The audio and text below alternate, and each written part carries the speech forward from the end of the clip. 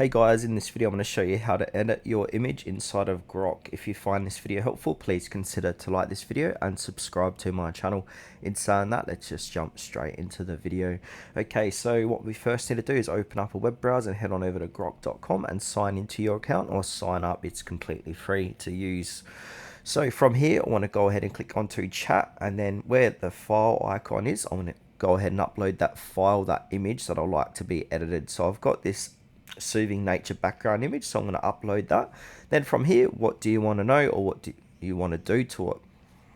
So I'm just waiting until that pops up, and then below that we've got edit image. So go ahead and click on edit image, and then down below here we're going to put in that prompt to describe your edit. So you can use Grok, you can use ChatGPT to help you out to create a great prompt for this. So what I've already got a prompt from ChatGPT, so I'll put in this image inside of ChatGPT, and I just basically said, can you give me a few different edits I can make to this? So this is what it spat out to me, but you can be really creative. So I've got majestic mountain reflected in a calm lake, dramatic autumn color grading with fiery oranges and reds in the sky.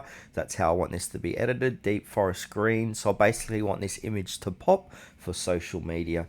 So basically from here I want to go ahead and click on send, and now that's going to get to work. So give this a few moments to make those edits. So I want to pause this video and reopen it once I'm finished. So it's got to confirm my age. I haven't completely completed my account yet. So here's the image. So I'm going to get the original up so we can have a side-by-side comparison. So I'm going to open this, close that.